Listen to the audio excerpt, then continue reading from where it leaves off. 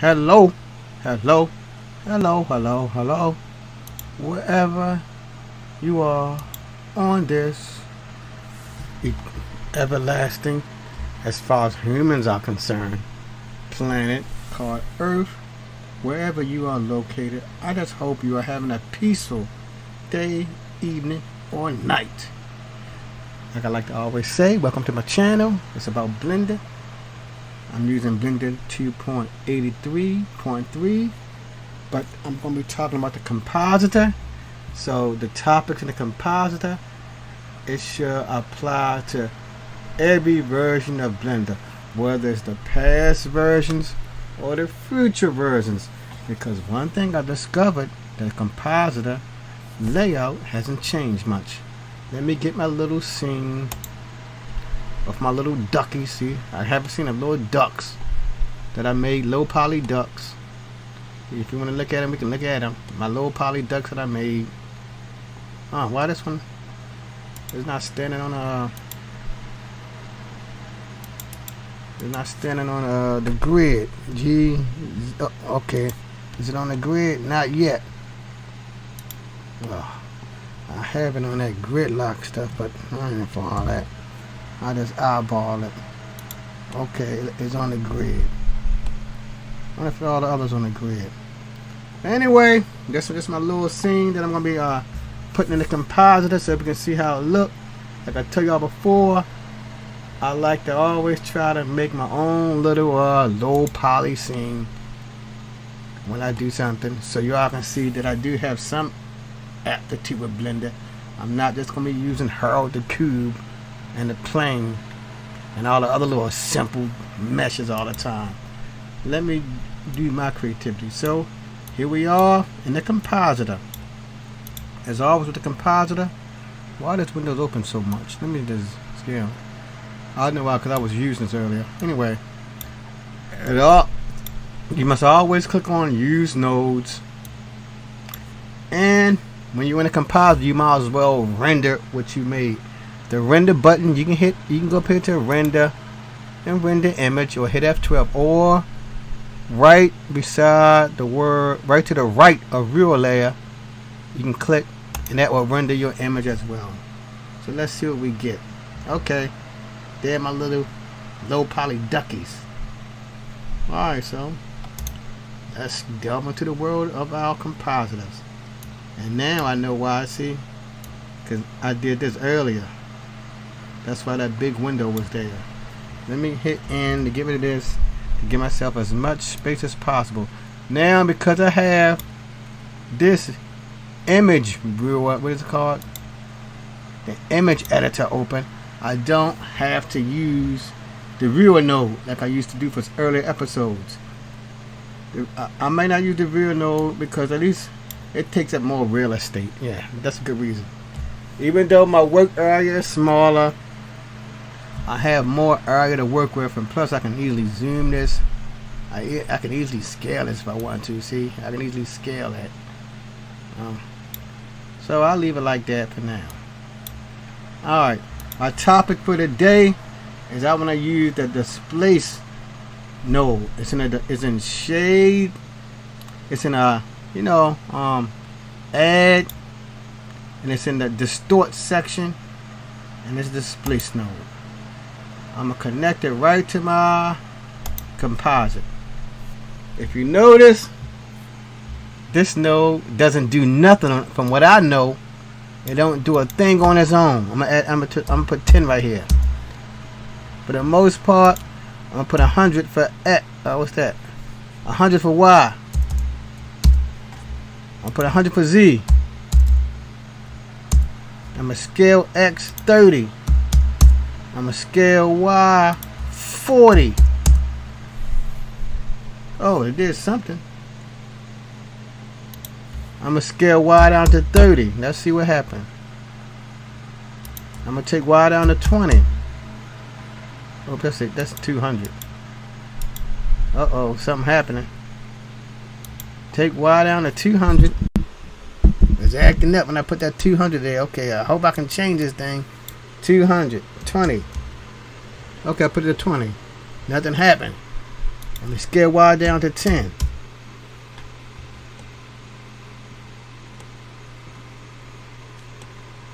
Why is it doing this? I'm gonna have to stop this video.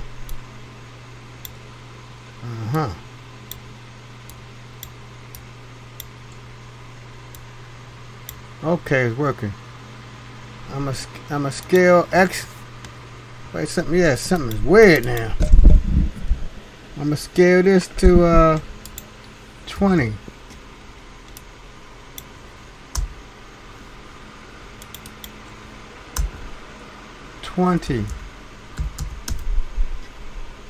Scale it down to 50. I just want to see if I can get that image back. Maybe I was adding values in there too. Okay, I probably was entering the values too fast. Alright, so I'm gonna put Y to 40. Let's see what happened. So it is affecting, so the Y is affecting it. But it's just a simple effect. I'll wait. I'll keep bringing it down. So it's no different than the other nodes that I learned about. It's making it go left to right. Let me see the other nodes that I used before. Distort. It's no different than scale, rotate, flip, maybe even crop. Yeah, it's no different from the crop. It's no different, definitely from the crop node. I'm gonna take it down to 20. See, the crop is acting just like the crop. Take it down to 0. So it's back to its original position, allegedly. I'm going to take X to 5. See? It's behaving like the... So the displace on its own acts just like the crop. Or scale. I'm going to scale this up to 50. Let's see what happens. So nothing didn't happen for the scale on the X. Scale Y 50. Nothing happened. So I'm gonna put everything. I'm gonna put it back to 0. 0. So you see, on its own, the displace node doesn't do much. I discovered that it doesn't do much. It needs another node. So now we're getting more advanced. We're taking it a step further. It needs the texture node. Or you can say one of the nodes in a texture in an input texture family. You probably can use any of it. I tried some of these, but I know it definitely works well with texture. So I got my texture right here. I'm gonna take my color and connect it to the vector output. So now that's an XY. And here's the important thing. See, we stepping it up. We learning more. If it's a texture, I have to give my mesh a texture. Click on the texture button. Click on new. And now we say texture. Let's look over here. Texture. Now to make it more solidified, I want to give it a name. I'm going to call it my texture, so I know it's really connected to that texture. I give it a unique name. And there it is, my texture. Now, let's see what we can do. I want to give this value 50. Let's wait and see. Nothing happened.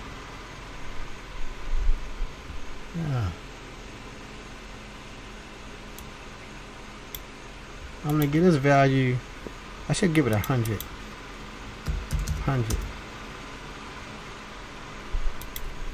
100. Okay, see, like I said, there's a lot of trial and error.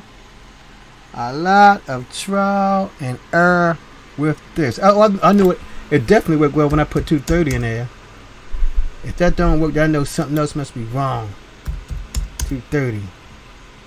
Okay. It ain't behaving the way I want it to behave. So what is wrong? I have it connected to color. Oh!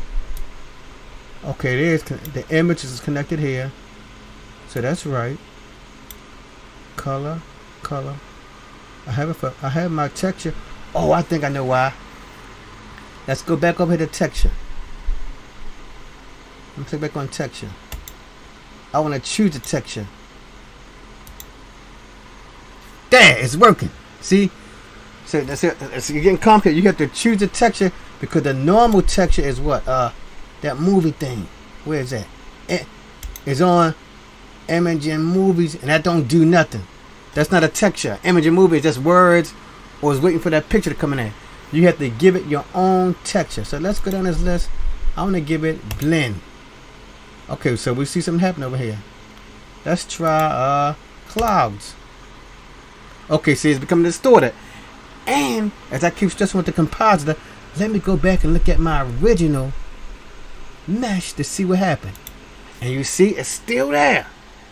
My originals, 3 little duckies, are still there. The compositor has not touched it in any way. Like I keep preaching, like the Bible is non-destructive. I chose clouds. Distorted noise. You gotta wait and see. Okay, see, that's even more weird. And to make it don't have such vast effects, you have to reduce your X values down. I'll put it to 100. X 100, Y 100. And you have to wait for it to render. Oh. I'm gonna take it down to 50. Okay, it's changing. 50. But not much. But let me try another one. Magic. Okay, see that? That don't look marble. Alright, but see, you see the beauty of it. My original is still there, looking pretty. But this has changed it in a non-destructive way. Musgrave. Let's see. Noise. I see. Okay, noise got these bunch of little dots, and see, look at that. That's a nice effect that you can add to your rendering. Now, eventually, when I get better, because I'm still new to this compositor, I want to be able to isolate and affect one of my little ducks. But I guess it's gonna take me some time. I'm doing research on that now. Is it possible just to affect or render that's one of my shapes and keep all the others looking the same? If anybody know how to do that, or you got a video from the view, leave it in my comment section. Let me just try this some more. Then I'm gonna go into more of these controls. Stucci, that looks normal. Aronti, okay. And last, wood. Alright, so let me go back to blend. And blend keep it near clouds. Oh, I'm gonna work on I'm gonna do some effects with this too. Now, you saw me work with the X and Y in the displays. If you go to texture and choose your textures, let me get this a value of 100. That should change stuff too slightly. 100. See that? It's changed 100. Oh, I didn't hit enter, did I? Alright. Scale. I haven't seen much effect of the scale. Let me hit scale X. Let me put it 3. Okay. So the scale is not making it scale the way we think of scaling. See? It's not making it large or small. It's just distorting the image more. Alright. Now, before I'm going to put everything back the way I had it. 0. 0. Then I'm going to do a little animation on this. 0. 0 here. 0 here. 0. 0. And 0. I'm gonna do a little animation on this, my good people. I don't like to have my animation going too long. I like to give it an end frame of 100. I say 120 today. I usually like 100, but 120, that's a good ballpark figure. I'm gonna do a little animation on this. So I'm gonna give it a keyframe right now. Then I'm gonna move to 20. I'm gonna change it. I'm gonna go up by 70s. 70. 70. I want to have a bigger effect in it. Oh, brother.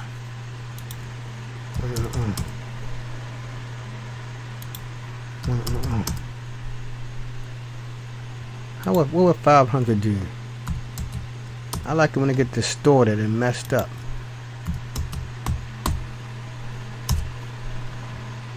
Okay, so now it is displacing it. I might have to choose. I chose clouds. So why is it not on clouds? It don't got that cloud look. Maybe I have to change some things in here. I might get this 5. Let me see this. 5. 5. 5. I think the scale, that's the thing that really changed it. Yeah, it's the scale. The scale is what really changed it. That's the thing that adds the real effects to it. The distortion field. Offset is this scale right here. I'm gonna put it to 1. 1. 1. I should put them all back to 0. Let's see how that look. Yes, and I think I'm gonna leave my. I'm gonna put my offset back to 0 because the offset it actually moved it in this case. Alright, it's back to where it was. Let me make some experiments with this. I'm gonna point. I should take it off that key. I'm gonna remove the keyframe. Clear keyframe. Clear keyframe. I'm gonna make the keyframes right here. 0.5. 0.5. 0.5. That didn't do nothing. I guess I need a whole number 1.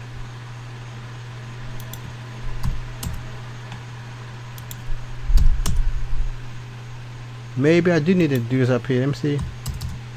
100. Yes.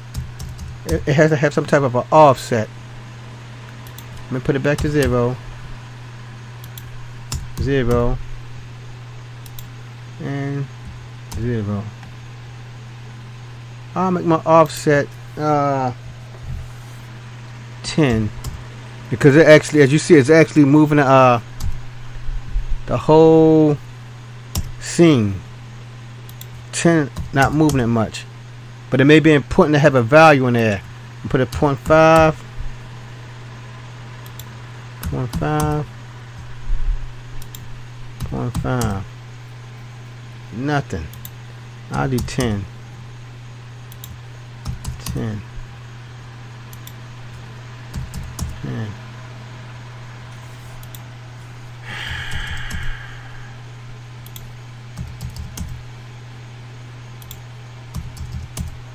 Okay, I think I'm gonna stop this video because it's not working out the way I want it to work.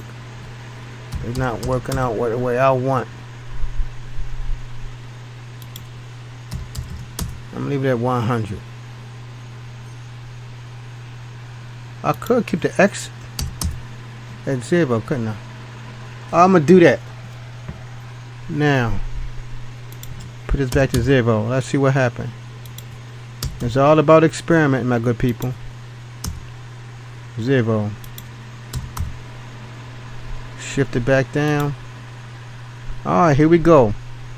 I'm gonna call this, I'm gonna go by 5. 5. Wait. 0. Give it a keyframe. I'm gonna say 1. Oops, I'm gonna move my keyframe here. 1. 1. And 1. Give it a keyframe.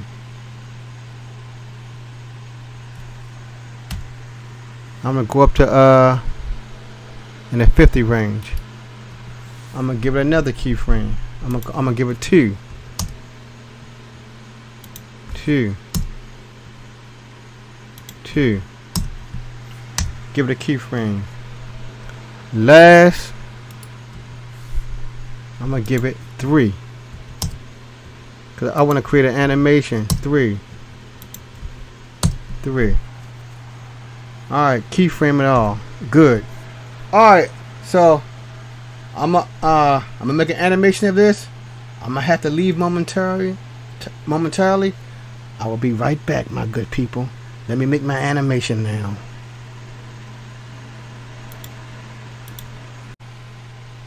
Welcome back. We are ready to see how this animation looks. So I'm going to hit the play button and let it rip. Wow, see that looks nice.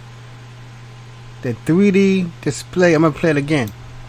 The 3D report could never ever make something like that.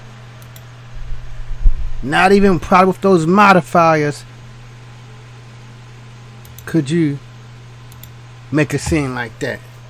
So it took me a lot of effort, a lot of sweat, and a lot of tears, but I think I know how to use this modifier.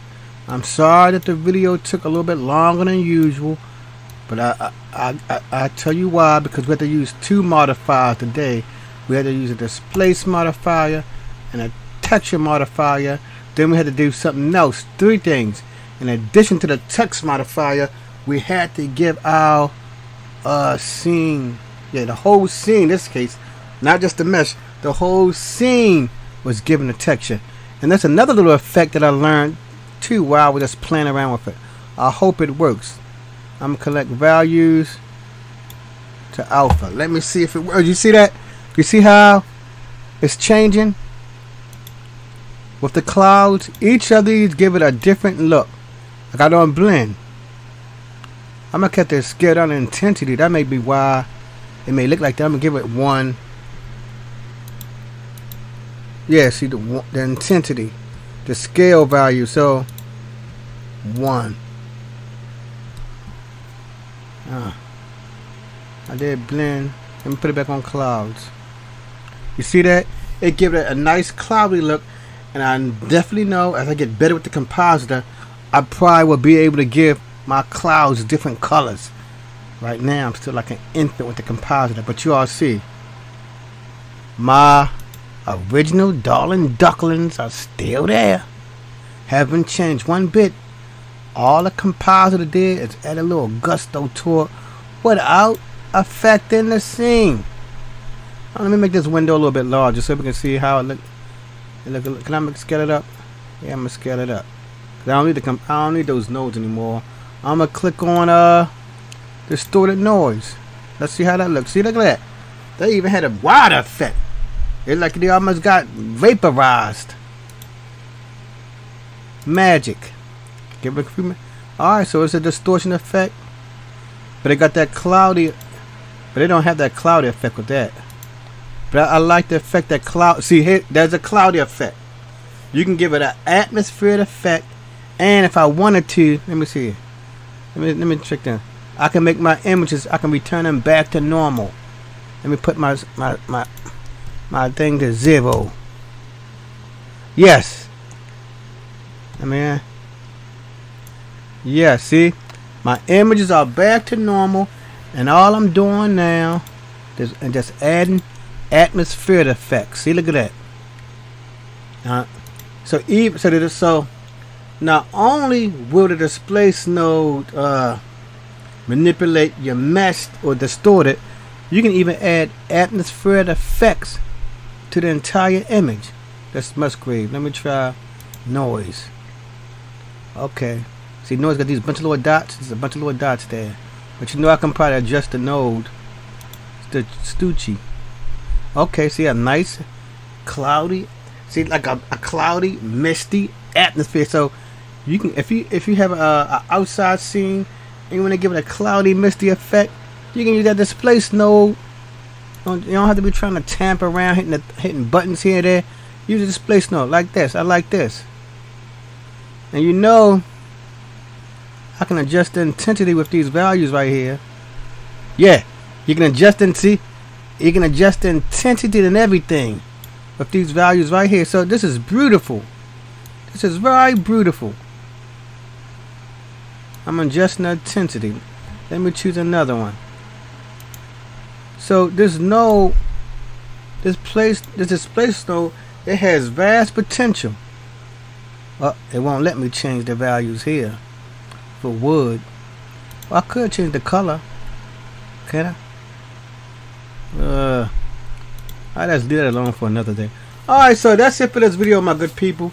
On the Displace Node, like I said, I apologize for the lengthy video, but this one has at least 3 major effects to it. Most of Blender nodes is just one node do it all. The Displace Node is dependent on another node. If you like the video, give me a thumbs up. If you have any comment about how you like to use the Displace Node and give me tips, because I'm still a beginner, give me help for using the Displace Node in the comment section. If you'd like to subscribe for future content, please subscribe. Until the next time, dear listener, dear Blender family, peace.